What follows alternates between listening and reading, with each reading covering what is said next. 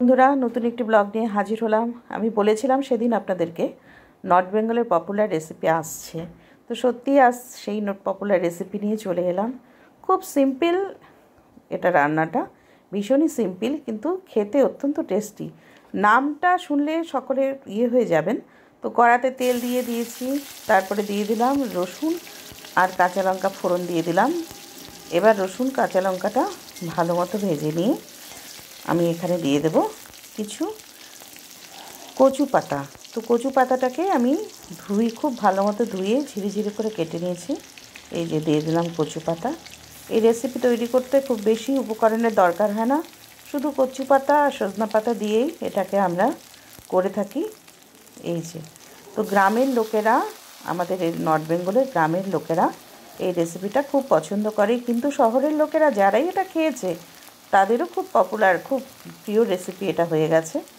তো এটা আমাদের এখানে খুবই চলে নর্থ বেঙ্গলে। দিয়ে দিলাম কিছু লবণ আর দেব শুধু হলুদ, আর এখানে বেশি উপকরণের প্রয়োজন হয় না। তো আসামেও এই সবজিটা খুব বেশি খেয়ে থাকে, ওরা খাট সবজি বলে। মণিপুরেও মণিপুরিরাও খুব খাট সবজি খায়, কিন্তু ওরা কি করে, কলা পাতাটাকে পুড়িয়ে সেটার থেকে জল দিয়ে সেটাকে খাড় বের করে, সেটাকে একটা জলের যেটা খাড় জল বের হয় সেটা দিয়ে সেই সবজি তৈরি করে খায়। অ্যাকচুয়ালি এরা এটা পেট পরিষ্কার করার জন্যই অ্যাকচুয়ালি এই সবজিটা খাওয়া হয়।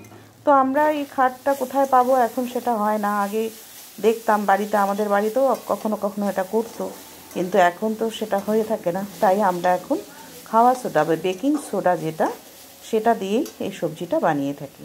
তো দেখুন আমার এটা ভাজা হয়ে এসছে। তো আমি এখানে দিয়ে দেব জল দিয়ে কিছু একটু ফুটে উঠলে আমি এখানে দিয়ে দেব বেকিং সোডা। ব্যাস, আর কিচ্ছুর প্রয়োজন নেই, কিন্তু খেতে কিন্তু সত্যি খুব সুন্দর হয়। আপনারা খেয়ে অবশ্যই দেখবেন কেমন হয়েছে খেতে। নাম শুনলে মনে হয় খুবই বাজে, যেটাকে বলে ছ্যাঁকা। এই দেখেন, এখানে বেকিং সোডা আমি নিয়েছি, এখানে আমি হাফ চামচ বেকিং সোডা এই সবজিটাতে দিয়ে দেব।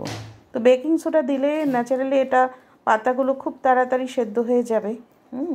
পাতাগুলো খুব তাড়াতাড়ি সেদ্ধ হবে। তো তারপরে আমার এটাকে হ্যান্ড ব্লেন্ডার দিয়ে আমি এটাকে খুব ভালো মতো পাতাগুলোকে ম্যাশড করে দেবো, ঘুরিয়ে নেব, যাতে করে সব পাতা গলে যায়।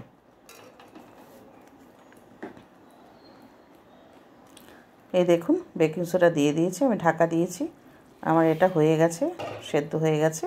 এবার আমি এই হ্যান্ড ব্লেন্ডার দিয়ে এটাকে ঘুরিয়ে ঘুরিয়ে সব পাতাগুলো গুলিয়ে দেবো আর কি। পাতা, আপনার রসুন কাঁচা লঙ্কা সবটাই গলা গলা হয়ে যাবে অটোমেটিক্যালি, একটা অন্যরকম টেস্ট হয়ে যায়। এটা খুব ভালো লাগে খেতে, আমাদের তো ভীষণ প্রিয় খাবার, এটা ভীষণ ভালোবাসি আমরা। গ্রামের লোকরা, নর্থ বেঙ্গলের গ্রামের লোকেরা ভীষণই পছন্দ করে এই ছ্যাঁকা, যেটাকে বাইরে খাট সবজি হিসাবে পরিচিত। তো দেখুন আমার এটা রেডি। কেমন লাগলো খেয়ে অবশ্যই জানাবেন, আর চ্যানেলটিকে সাবস্ক্রাইব করতে ভুলবেন না, লাইক কমেন্ট শেয়ার করবেন।